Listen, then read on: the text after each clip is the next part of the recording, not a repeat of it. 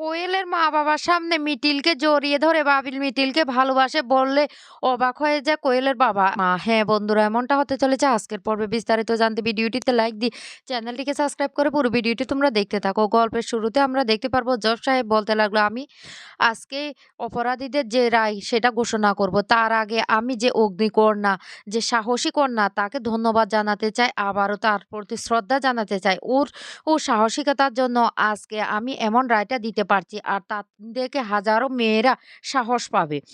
এরপরে জজ সাহেব বলতে লাগলো, আমি আমার রায় এবার ঘোষণা করব। সমস্ত সাক্ষ্য প্রমাণের ভিত্তিতে এটাই প্রমাণিত হয় যে অপরাধীরা অপরাধের সাথে জড়িত ছিল, এমনকি অনেক বড় অপরাধ করেছে। তাই ওদের সশ্রম উম কারাদণ্ড আমি ঘোষণা করি। যা শুনে খুশি হয়ে যায় বর্ষা, বুবলাই সহ সবাই। মিটি তখন হাসতে থাকে। কিষাণু তখন বলতে লাগলো, এই মিটি, মিটি দেখতে পেয়েছো? তুমি জয়লাভ করেছো। জজ সাহেব তখন বলতে লাগলো, আমি সেই কন্যাকে আবারও শ্রদ্ধা জানাতে চাই। তখনই মিটি বলতে লাগলো, জজ সাহেব আমার কিছু বলার আছে। তখনই জজ সাহেব অনুমতি দেয় তাকে কিছু বলার জন্য। তখন মিটি সবার সামনে এসে বলতে লাগলো, জজ সাহেব আজকে আমার সাথে যে অন্যায়টা হয়েছে, যে জঘন্য নিকৃষ্ট টা হয়েছে, তাই আমি আপনার বিচার শুনে খুবই খুশি হয়েছি, খুবই খুশি হয়েছি। অন্ততপক্ষে ওই ক্রিমিনালগুলি, ওই পাষণ্ডগুলি সংশোধনাগারে থেকে যখন বেরোবে তখন তারা একটু হলেও সংশোধন হওয়ার চেষ্টা করবে। আর আপনি আমাকে যে বিচারটা দিয়েছেন সেই বিচার জন্য সত্যি আজকে আমি সম্মানবোধ করছি। আমাদের মতো মেয়েরা যোগ্য যদি সম্মানটা পায়, তাহলে আমাদের জীবনে যে ক্ষতটা পড়েছে সেই ক্ষতটার উপরে একটা প্রলেপ পড়বে। না হলে তো আমাদের মতো মেয়েদের জীবন অন পথে ঘাটে শেষ হয়ে যাবে। এমন হাজারও অনেক মেয়ে আছে যারা ঘরের কোণে লুকিয়ে কান্না করে, তারা সাহস করে কিছু করতে পারে না। আমার সাথে হয়তো কিষাণু আছে, সে আমাকে সাহসটা জুগিয়েছে। এমনকি তার পরিবার বলেছে আমার সাথে যে ঘটনাটা হয়েছে তাতে আমার কোনো দায় নেই। তাই ওরা আমাকে ওর সাথে বিয়ে দেওয়ার জন্য সাব্যস্ত করেছে। কিন্তু এমন মেয়ে আছে যাদের কোনোদিন বিয়ে হয় না। তারা গুমরে, গুমরে ঘরের কোণে লুকিয়ে কাঁদতে থাকে। তাই জজ সাহেব আপনার বিচার শুনে আমি সত্যি, সত্যি খুব খুশি হয়েছি। আপনার মতো মানুষ আমি আর দেখিনি। সবাই বলে ভগবানকে নাকি দর্শন করা যায় না। আমার চোখে আপনি হলেন একজন ভগবান। কারণ আপনার রায় এতটাই সুবিচার দিয়েছেন যে আমার মতো মেয়ের জীবনটা অনেক ধন্য হয়ে গেছে। জজ সাহেব মিটির কথাগুলি শুনে হাসতে থাকে। তখন কমলিনীকে নতুন বলতে লাগলো, দেখতে পেয়েছো কমলিনী, আমাদের মিঠি যোগ্য বিচার পেয়েছে, বুঝতে পারছেন? তখনই কুর্চি দাঁড়িয়ে বলতে লাগলো, জজ সাহেব আপনাকে অসংখ্য অসংখ্য প্রণাম জানাই। আমি না অনেক খুশি হয়েছি আজকে আপনার সুষ্ঠু বিচারের জন্য একটা মেয়ের জীবন বেঁচে গিয়েছে।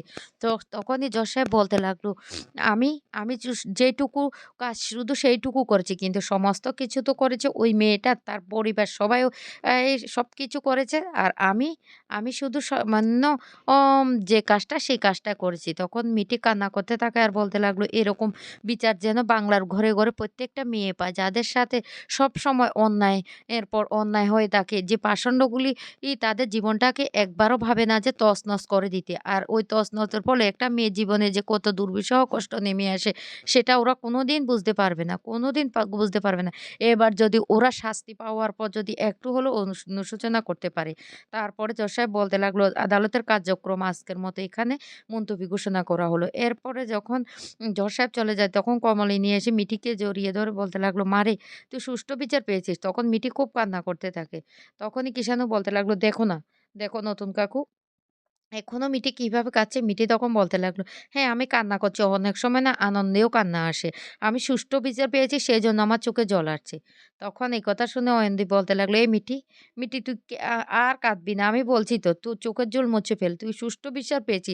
আজকে আমরা সবাই মিলে আনন্দ করব। এ কুর্চি, খাওয়া দাওয়া করবে না আজকে? সবাই মিলে খাওয়া দাওয়া করবো। কুর্চি তখন বলতে লাগলো, হ্যাঁ আমি খাওয়া দাওয়ার আয়োজন করবো। কিষাণু তাতে কি তোমার কোনো আপত্তি আছে? কিষাণু তখন বলতে লাগলো, না না, আমার কোনো আপত্তি নেই আপনারা যদি আয়োজন করেন। তখন কাকাবাবু বলে উঠে, আমি আমি খাওয়াবো আজকে। মিটি তখন বলতে লাগলো, না না দাদু, আজকে দিদন দাদু কেউ নেই, মামি নেই, অন্য একদিন খাওয়াবে। তখনই হাসতে থাকে আর বলতে লাগলো, ও ঠিক আছে, তুই দিদন দাদুকে ছাড়া খাওয়াবি না? হ্যাঁ ঠিক আছে, তাহলে অন্য একদিন আমি খাওয়াবো। আজকে তাহলে কে খাওয়াবে? আজকে কুচ্চি তখন বলতে লাগলো, আমরা খাওয়াবো আজকে সবাই মিলে। এরপরে বর্ষা সেখানে আসে আর বলতে লাগলো, মিটি অসংখ্য ধন্যবাদ তোমাকে, তোমার সাহসিকতার জন্য না আমি খুব খুশি হয়েছি। তখন মিটি বলতে লাগলো, ধন্যবাদ। এদিকে বুবলাই তখন বলতে লাগলো, মিটি আজকে বর্ষা না এসে পারল না। মিটির এই খবরটা শোনার জন্য বর্ষাও ছুটে এসেছে। তখনই কমলিনীর কাকাবাবু বলতে লাগলো, ঠিক আছে তাহলে আমরা এবার যেতে পারি তো বাড়িতে। সবাই মিলে বাড়িতে জমিয়ে খাওয়া-দাওয়া করব।" অয়নদীপ তখন বলতে লাগলো, "একদম ঠিক কথা বলেছেন কাকাবাবু।" আর সেই মুহূর্তে ওই পাষণ্ডগুলোর মা এসে কান্না করে বলতে লাগলো, "আমার ছেলেটাকে কি একটা সুযোগ দিলে হতো না?"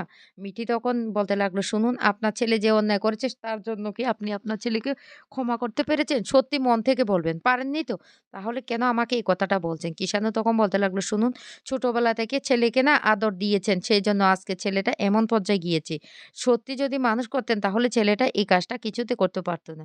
আপনি একজন মা, আমার বলতেও লজ্জা করছে। প্লিজ আপনার ছেলের এই শাস্তিটা পাওয়া দরকার। আর এই শাস্তি পেলে না সে মানুষের মতো মানুষ হবে।"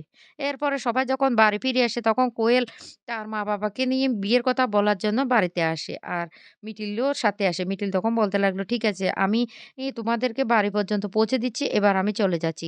কিন্তু কোয়েলের মা তখন বলতে লাগলো, "না, বিয়ের পাকা কথা পর্যন্ত তোমাকে এখানে থাকতে হবে।" কোয়েল তখন বলতে লাগলো, "কেন আপনারা জোর করছেন আমার উপরে?" কোয়েল তখন বলতে লাগলো, "প্লিজ মিটিলদি তুমি থাকো না। বিয়ের পাকা কথা হয়ে যাওয়া পর্যন্ত তুমি থাকবে।"